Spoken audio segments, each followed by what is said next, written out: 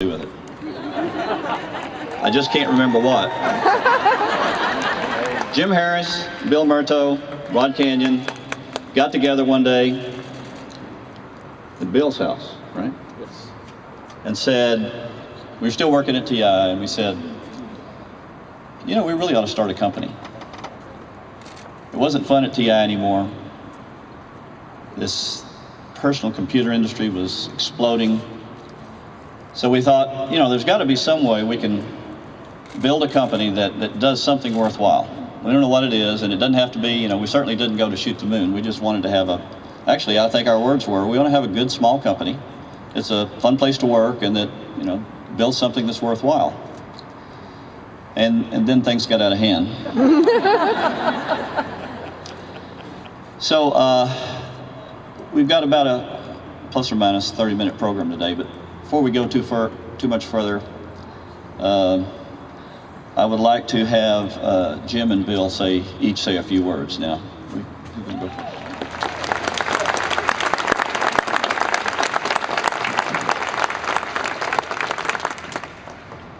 Well, when I reminisce and think back to that day 30 years ago today in New York, we were in a room full of reporters.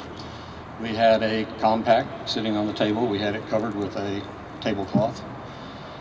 And I remember thinking, I sure hope it turns on. Because you never know. Well, actually you do. What Murphy says is it won't turn on at a time like this. So I was just hoping that it would. So I took the tablecloth off, and I popped the keyboard out and set it down and raised the little feet out, and it just kind of propped up, and everybody went, whoa. And then I reached under the unit and I pulled a couple of feet up and moved the unit up, and they went, wow.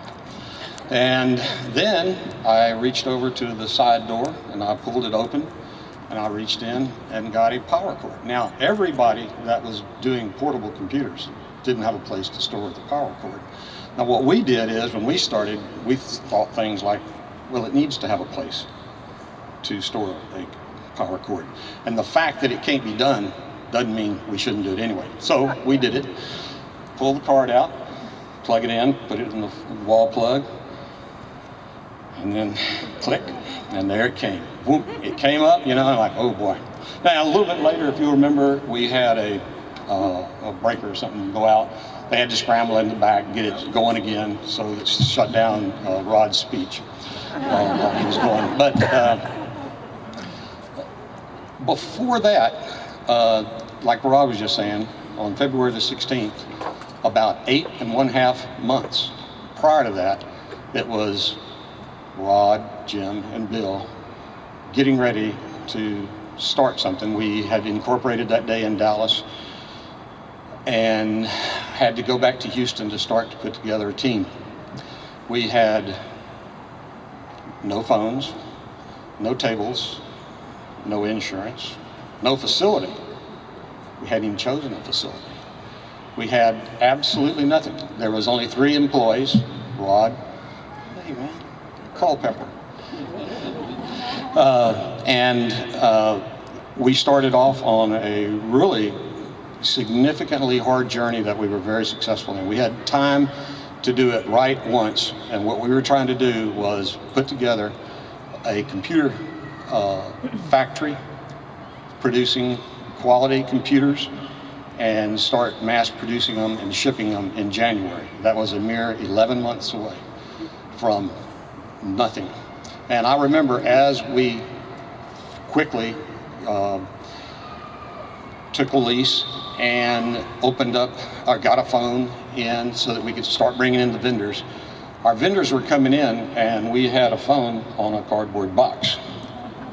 Now, what was interesting was these vendors had worked with us before, so they knew that we might be up to something. And so they were very polite when they would come in. They would kind of not even look at it.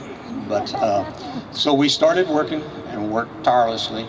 And I like to say that a lot of those people in the beginning had made many, many mistakes. So we were hiring the people that made lots of them.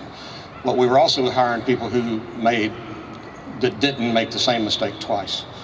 So we were able to go through in all disciplines, whether it's marketing, quality assurance, receiving, manufacturing, board procurement, or whatever, and put that together. And actually, on January the 21st, 1983, a truck pulled out of our facility. It was going to Sears, and it had 200 boxes with computers in them, with graphics on them, everything.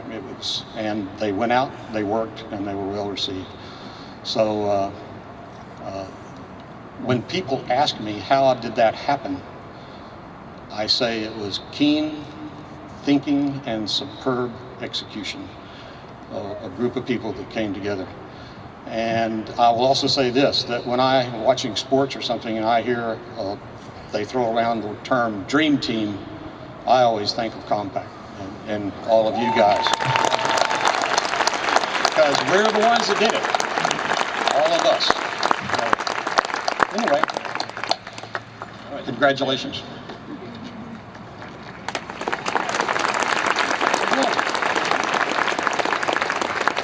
For those of you who don't know me, I'm Bill Murto. I do have one request of you. If you were involved in marketing and sales at Compaq, please stand up just for a minute. Yes, we were. Anyone in marketing and sales? I was in field marketing. All right, look around. Oh, that was a great. Thank you very much. Have your seat. The reason I asked was because I brought this picture of when that first Compaq was produced. And it is a picture of the engineers and the whole marketing department. And as far as I can tell, there's only one person in the marketing department. We had a hard start for marketing. And in fact, fortunately, unbeknownst to Rod, even to this moment, he didn't know he had hired a U.S. Navy intelligence officer. I have a badge here. Our current group is called Cyber Warfare, followed by TI, followed by Gateway Technology, and then Compaq.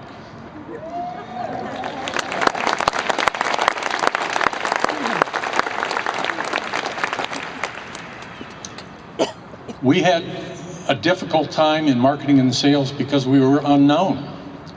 When I went to contact people to hire them to be in marketing or sales, Gateway Technology, if they're in the personal computer business, it's got to either be Apple or IBM or some West Coast company, certainly not in Houston.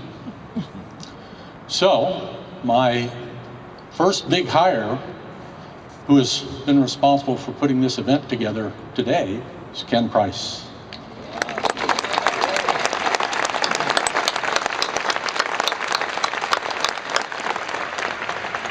The next big hire